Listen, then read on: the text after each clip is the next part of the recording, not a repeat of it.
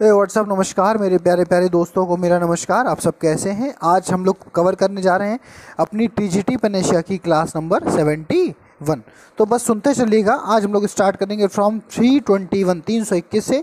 आज हम आपको बताएंगे बेटा इस वीडियो में एक छोटी सी ट्रिक कि कौन कौन से एम्ब्रियोनिक मीजोडर्म से डेवलप होते हैं, कि कौन कौन से सिस्टम मीजोडर्म से ओरिजिनेट होते हैं। और आपको ये बताएंगे कि किसका, जैसे सक्कस एंटेरिकस हो गया, या यूरिन हो गया, या गैस्ट्रिक एसिड हो गया, या सलाइवा हो गया, या बाइल जूस हो गया, किसका कितना पीएच लेवल होता है। बस आप सुनते चलिएगा केवल ध्यान से।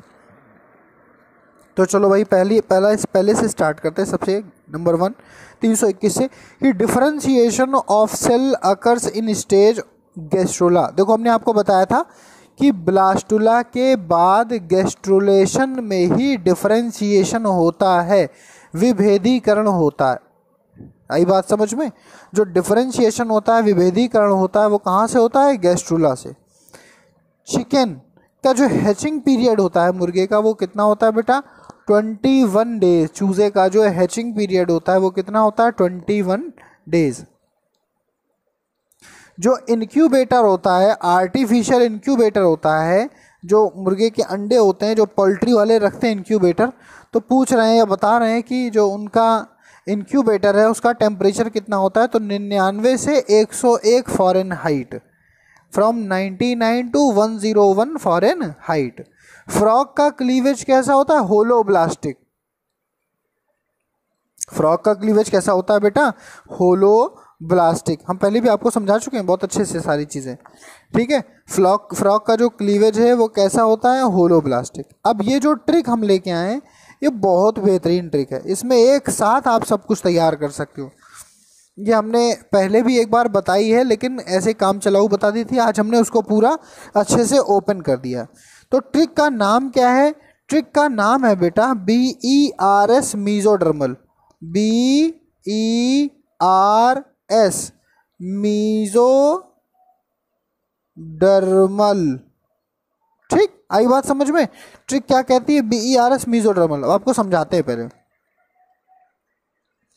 यानी कि ये जो चार नाम है, blood vascular system, excretory system, reproductive system, skeletal system और स्पाइनल कॉर्ड। ध्यान दीजिए मेरी बातों का, फिर से सुनिए एक बार। ब्लड वेस्कुलर सिस्टम, ई से एक्सक्रीटरी सिस्टम, आर से रिप्रोडक्टिव सिस्टम, एस से स्केलेटल सिस्टम और स्पाइनल कॉर्ड। ये सारे के सारे मीजोडर्मल डेरिवेटिव्स हैं। यानी कि एम्ब्रियोनिक डेवलपमेंट के दौरान ये कुछ अंग या कुछ अंग तंत्र, ये मीजोडर्म की, यानी कि प्राइमरी जर्म लेयर 3 थी, उसमें से ये सेकंड वाली जिसको हम कहेंगे मीजोडर्म, उससे ओरिजिनेट होते हैं। आई बात समझ में? अब पूरा तो आपको लिख के देंगे नहीं कि एक्सक्रीटरी सिस्टम, रिप्रोडक्टिव, तो आपको अलग अलग बताए दे रहे हैं। Blood vessel mesodermal, heart muscles mesodermal, lymph node mesodermal, kidney का कॉर्टेक्स मीजोडर्मल, यूरिनोजेनाइटल या यूरोजेनाइटल ऑर्गन मीजोडर्मल, मम्मा का uterus mesodermal, fallopian tube mesodermal, और फेलोपियन ट्यूब के साथ नीचे लिखा टेस्टिकल्स जो मेल में पाए जाते हैं, मीजोडर्मल। आई बात समझ में? अब आ जाओ स्केलेटल सिस्टम पे। तो बोन भी हो गई मीजोडर्मल, कार्टिलेज भी हो गया मीजोडर्मल, जॉइंट्स भी हो गए मीजोडर्मल, कनेक्टिव टिश्यूज हो गए मीजोडर्मल, और आपकी लास्ट में स्पाइनल कॉर्ड भी हो गई मीजोडर्मल। अब देखो, अगर इतनी चीज़ें आपने यदि तैयार कर ली, वो ऑप्शन में आपको कुछ भी देता रहे, हमें नहीं लगता अब आपसे गलती होगी। और इस वीडियो में, यानी कि टीजीटी पनेशिया की क्लास नंबर 71 में आपको हमें उत्तर देना है। देखो लिखा है ना क्वेश्चन फॉर यू, कि एक्टोडर्मल ओरिजिन क्या क्या है हमारे शरीर में, मनुष्य के शरीर में एक्टोडर्मल से क्या क्या बनता है, एक्टोडर्म से क्या क्या बनता है। गैस्ट्रुलेशन के बाद डिफरेंशिएशन होता है और उस डिफरेंशिएशन में 3 प्राइमरी जर्म लेयर बनती हैं। और जो 3 प्राइमरी जर्म लेयर बनती हैं, पहली हो गई एक्टोडर्म, दूसरी हो गई मीजोडर्म, तीसरी हो गई एंडोडर्म। तो हमने आपको मीजोडर्म से ओरिजिनेट होने वाले ऑर्गन या कोशिकाएं जो भी हो सकते थे, टिश्यूज़, वो सब बता दिए। अब आपकी रिस्पॉन्सिबिलिटी है कि आप वीडियो के कमेंट सेक्शन में हमको बताइएगा कि एक्टोडर्म से ह्यूमन बॉडी में क्या क्या ओरिजिनेट होता है। आई बात समझ में? मज़ा आ गया होगा ट्रिक समझ के, क्योंकि ये ट्रिक आपको शायद ही कोई दे इस तरह की, एक बार में सब कुछ क्लियर। कितनी बेहतरीन ट्रिक है, नंबर 1 ट्रिक मेरे अंदाजे से। हम तो जब मेडिकल के एग्ज़ाम देते थे, ये चैप्टर में ये जो पूछा जाता था, सब इधर उधर मुंह देखा करते थे। हमने ये ट्रिक खुद बनाई और हम बड़े खुश होते थे कि हम अपने दोस्तों से इन्हीं छोटी छोटी ट्रिक्स के माध्यम से 8-10 नंबर ज़्यादा लेके आते थे। वो हमसे यही पूछा करते थे, यार अमरीश तुम किस तरह से पढ़ते हो? हम कहते हैं यार तुम्हारे सामने है, जैसे तुम पढ़ते हो वैसे हम पढ़ते हैं। लेकिन हम अपनी ट्रिक्स जल्दी किसी को नहीं बताते थे, क्योंकि देखो बेटा, कंपटीशन की बात है। अगर अब एक छोटी सी बात बताते हैं, अगर आप यही वीडियोज़ हैं, अगर आप किसी को शेयर कर रहे हो, ठीक है ना, तो कहीं ना कहीं वो आपसे स्ट्रांग हो रहा है, क्योंकि आप उसकी और पढ़ाई तो नहीं देख पा रहे। ऐसे ही वो लोग हमसे परेशान रहते थे कि यार अमरीश तुम हमारे साथ पढ़ते हो, हमारे साथ रहते हो, हमारा जो मतलब ब्रेन लेवल है वो भी हम जानते हैं कि तुम हमारे समतुल्य हो, तो ये जो 8-10 नंबर का अंतर आ जाता है, ये कैसे आ जाता है? तो हम कहते हैं यार पता नहीं, हो सकता है तुम कुछ लोग सरल चीज़ों को ध्यान में न रखते हो, लेकिन हम कभी डिस्क्लोज़ नहीं करते थे। मेरी ट्रिक्स की कॉपी अलग ही थी ना, वो कभी हम कोचिंग वगैरह लेके गए, घर में ही रखते थे और चीज़ों को याद करते चलते थे। तो मेरी शुरू से एक आदत रही बेटा कि अगर आपको श्रेष्ठ बनना है अपने जनों में, तो कुछ ना कुछ अलग करना पड़ेगा, और वो अलग है खुद से बनाई हुई ट्रिक्स। और इसीलिए आपको लगता भी होगा कि मेरी ट्रिक्स में बहुत ज़्यादा वो नहीं है कि हाँ ये ऐसे होगा, ये ऐसे होगा। ट्रिक्स को याद करने में 2 घंटा लग रहा, एकदम सिंपल, BERS मीजोडर्मल। अब अंतर क्या है, और याद आपको क्या रखना है, ये याद ये रखना है कि ऐसा ना हो कि रेस्पिरेटरी सिस्टम यहाँ पेल के चले जाओ, रिप्रोडक्टिव के चक्कर में रेस्पिरेटरी याद आ जाए और गलत करके चले जाओ, बस ये नोटिस करना है थोड़ा सा। और वैसे भी एक बार जब आप हमसे पढ़ लोगे और दोबारा खुद से पढ़ोगे, तो हमें नहीं लगता आपसे ये गलती होने वाली है। जितनी भी हम छोटी छोटी बड़ी बड़ी ट्रिक देते हैं बेटा, इनको किसी एक कॉपी में लिख डालना। अब देखो हम लोग बहुत सफलतापूर्वक 71 नंबर की स्लाइड तक आ चुके हैं। हमने आपको बताया अभी इसके बाद, इस वीडियो के बाद हमें 29 वीडियोस केवल और देनी, उसके बाद फिर अभी हम पढ़ाना यहाँ बंद कर देंगे, काम खत्म। तो मेरी एक जो रिस्पॉन्सिबिलिटी थी वो खत्म हो जाएगी। फिर एग्ज़ाम से, जब एग्ज़ाम होने वाला होगा ना बेटा, तो एग्ज़ाम से 2 दिन 3 दिन पहले लगातार आपको लाइव क्लास देंगे।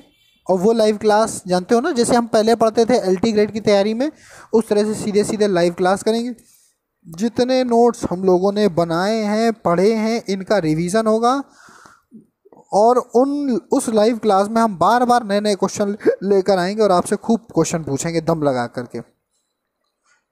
यहाँ 100 वीडियोस कंपाइल करने के बाद फिर हम भी शांत हो जाएंगे। आप भी अपना रिवीजन करते रहना, क्वेश्चंस लगाते रहना, नोट्स को संभाल के रखना बेटा, नोट्स खोने मत देना, और इसके फ़ोटोकॉपी निकाल लेना या तो खुद हाथ से लिख लेना। हाथ से लिखने में ये नुकसान होगा, जो बेटा हमने आपको इमेजेस दिए, आप इमेज तो बना नहीं पाओगे। जो हम स्लाइड देते हैं, PPT बनाते हैं, तो उसमें जो स्लाइड में हम इमेजेस लगाते हैं, वो इमेजेस तो आप बना नहीं पाओगे।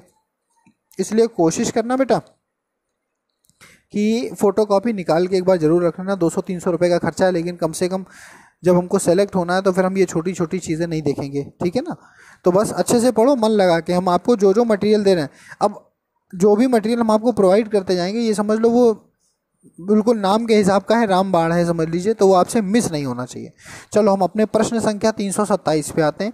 सीलोम जो फ्रॉग की होती है और अदर वर्टिब्री होती हैं, ये भी सब मीजोडर्म से ही डेवलप होती हैं। अब ये हमारी ट्रिक में नहीं बैठ रहा था तो हमने इसको अलग कर लिया, सिंपल। ये कोई ज़रूरी थोड़ी ना कि पूरा सब कुछ उलझा दें ट्रिक में ही और बाद में ट्रिक ही भूल जाए, सब भूल जाए। जो हमको नहीं याद हो रहा हमने उसको अलग कर लिया। बोलो भाई। तो सीलोम फ्रॉग में और अदर वर्टिब्रेट में इज डिराइव्ड फ्रॉम मीजोडर्म। अब भैया देखो, जैसे ये पीएच वाले क्वेश्चन है, रोज परेशान करते थे तो हमने एक साथ लिख दिया, खत्म बात। हमारी एक आदत है, रायता फैलाने की नहीं, रायता समेटने की आदत है। सब एक साथ लिख के वहीं याद कर लो, खत्म काम। अब देखो बेटा, सक्कस एंटेरिकस इंटेस्टाइनल जूस है, इंटेस्टाइनल जूस भी कह सकते हो, या गैस्ट्रिक जूस भी, गैस्ट्रिक जूस तो नहीं कह सकते हो, गैस्ट्रिक अलग है, गैस्ट्रिक ये है। ये कहाँ से निकलता है? इंटेस्टाइनल ग्लैंड से निकलता है। पीएच कितना है? 7.8, यानी कि क्षारीय। ब्लड भी हमारा क्षारीय होता है, 7.3 से 7.4 होता है। यूरिन हमारी अम्लीय होती है, 6 के आसपास होता है। जो हमारी यूरिन होती है वो कैसी होती है बेटा? अम्लीय होती है, एसिडिक इन नेचर होती है। बहुत ज़्यादा अम्लीय अगर यूरिन होने लगे तो समझ लीजिए कि आपकी ब्लड में एसिडिटी बढ़ रही, खून की अम्लीयता बढ़ रही है। अगर ज़्यादा मात्रा में, अगर सुन लीजिए मेरी बात, ज्ञान की बात है, लड़कों में कम लड़कियों में ज़्यादा, क्योंकि लड़कियों में एक बीमारी होती है ना, यूटीआई, यूरिनरी ट्रैक इन्फेक्शन। अगर 10 दिन से पीली पीली मूत्र आ रही है, पेशाब येलो आ रही है, इसका मतलब यूरोक्रोम बन रहा है। और यूरोक्रोम कब बनता है? जब हीमोग्लोबिन टूटता है, यानी कि बॉडी में कुछ अच्छा नहीं चल रहा है। तो अब इसमें आप क्या करोगे? क्या कर सकते हो? इसमें आपको जब लगे कि आपकी पेशाब में, टॉयलेट में जलन है, पेशाब येलो येलो आ रहा है, तो आपको उस दिन कम से कम 3 लीटर पानी पीना है। कितना पानी पीना है बेटा? ये डॉक्टरी सलाह है, ध्यान दीजिएगा। 3 लीटर पानी पीना। उस 3 लीटर में से 1 लीटर आपको कैसा पानी पीना है? गर्म पानी पीना है। और उसमें से भी आधा लीटर पानी आपको मॉर्निंग में खाली पेट, कैसे कैसे, सिप सिप करके, जिसमें आप लार मिला मिला के पीते हो। बस ये आप 3 दिन करके देखो। अभी तो सब खाली हो ना, अभी केवल और केवल 2 ही जगह ध्यान लगाओ, एक अपने शरीर पर, एक अपनी पढ़ाई पर। आई बात समझ में? ये मौका दोबारा नहीं मिलने वाला, आगे कोई छुट्टियां भी नहीं मिलेंगी, इसलिए मन लगा कर अपना शरीर बनाइए। शरीर बनाने का मतलब ये नहीं होता कि पाउडर वाउडर डब्बा उब्बा खरीद ला बॉडी बनाने लगे। शरीर बनाने का मतलब होता है प्राणायाम, योग, छोटी मोटी एक्सरसाइज, जैसे कार्डियोवैस्कुलर एक्सरसाइज, इस तरह की छोटी मोटी एक्सरसाइज मॉर्निंग में उठ के करिए। दिनचर्या को नियमित रखिए। ऐसा नहीं कि 9 बजे सो के उठ रहे हैं, ये गलत चीज़ है। क्योंकि अगर आप 9 बजे सो के उठने लगोगे तो आपकी पीनियल बॉडी हिलने लगेगी और माइग्रेन की प्रॉब्लम होने लगेगी। दिनचर्या बना लीजिए कि हमको 6 बजे जगना है। आप कहोगे पढ़ाइए चुपचाप, ये सब बातें ना करिए, लेकिन मेरी आदत है, क्योंकि हम अंदर से वैद्य जी हैं तो वो हमसे नहीं छूटेगा, इसलिए बताया दे रहे हैं। नियम बना लीजिए कि 6 बजे जग जाइए, और 6 से अगर कोई काम नहीं है, कोई प्रेशर नहीं है, तो 7 बजे तक क्या करिए? प्राणायाम। क्या करेंगे? प्राणायाम। कौन सा प्राणायाम? आप कपालभाति कर सकते हैं, भस्त्रिका कर सकते हैं, अनुलोम विलोम। आपको कुछ ना समझ में, आप केवल अनुलोम विलोम कर लीजिए, सिंपल और बढ़िया आराम से। नासा छिद्र बंद कर करके करने होते हैं, नॉस्ट्रिल्स को। केवल अब कोई 1 घंटे प्राणायाम नहीं करता, लेकिन आप आधे घंटे तक कर सकते हो। उसके बाद लड़के अपना थोड़ा मोड़ा पुशअप मार लें, और लड़कियां अपने हिसाब से थोड़ा बहुत छत पे कूद काद लें, थोड़ा बहुत हल्का स्किपिंग रोप वो कर लें। ये क्यों हम बता रहे हैं? इसका रीज़न दे रहे हैं बेटा। जब आप ये सब काम करते हो ना, तो नया हीमोग्लोबिन बनता है, नई आरबीसी बनती है। आरबीसी क्यों नहीं बन रही? क्योंकि आप नई ऑक्सीजन बॉडी में डाल रहे हो, और बढ़िया मस्त सो रहे हो, 9 बजे तक सोमैटोट्रोपिक हार्मोन निकाल रहे हो, STH, जिससे ग्रोथ हार्मोन हो निकलेगा, जिससे मोटापा बढ़ेगा और कुंभकर्ण बनोगे, और तो कुछ होगा नहीं। इसीलिए कुंभकर्ण अपने सभी भाइयों में सबसे बड़ा था, समझ लीजिए। अगर कॉन्सेप्चुअल स्टडी है तो कभी हारोगे नहीं। कुंभकर्ण अपने भाइयों में सबसे बड़ा क्यों था? क्योंकि वो सोता रहता था, और सोने के दौरान ग्रोथ हार्मोन निकलता है, GH। इसी GH को STH भी कहते हैं, सोमैटोट्रोपिक हार्मोन। तो अपने आप शरीर का आकार बड़ा हो जाएगा। आई बात समझ में? देखा कहाँ से कहाँ को जोड़ दिया, एंडोक्राइन से रामायण को जोड़ दिया हमने। चलो भाई पढ़ाई करते हैं। तो अब तो नहीं भूलोगे ना कि ब्लड की एल्कलाइन पीएच होती, यूरिन की एसिडिक पीएच होती, सलाइवा की 6.2 से 7.6 तक हो सकती। सलाइवा की पीएच ज़्यादातर वैसे तो बेसिक ही होती है, याद रखना। ये हमने 6.2 लिख दिया है, वेरी करती है ना, लेकिन ज़्यादातर एल्कलाइन ही होती है। गैस्ट्रिक जूस बड़ा हार्ड होता है भैया, आपको पता ही है, ये तो HCl है, सीधा सीधा खुल्लम खुल्ला, ठीक है ना। तेजाब है, यही होता है खट्टी डकार का कारण। जब अपचन होता है, इनडाइजेशन होता है, या कुछ ऐसा खा लिया जाता है जो आपसे पच नहीं रहा, तब खट्टी डकार आती है। तो आप HCl आपकी बॉडी में जनरेट हो रहा होता है, ठीक है। जब भी खट्टी डकार आए तो थोड़ा सा क्या खा लीजिए? गुड़। और क्या पी लीजिए? 2 गिलास पानी। बस खेल खत्म, पैसा हजम, फिर एसिडिटी नहीं होगी। और गुड़ भी थोड़ा नहीं खाना, खा लिया मार इतना बड़ा, कम से कम इतना बड़ा गुड़ तो खा ही लेना, ठीक है। आई बात समझ में? चलो आगे बढ़ते हैं बेटा। गैस्ट्रिक जूस जो होता है उसका पीएच क्या होता है 1.5 to 3.5। अब आ जाओ बेटा किस पे, अब हम आ रहे हैं अपने बाइल जूस पे जिसको हम पित्त कहते हैं। इसका बाइल जूस एल्कलाइन होता है 7 से 8। एल्कलाइन ना बोल करके देखो हमने इसमें क्या लिखा है, स्लाइटली एल्कलाइन यही होता है।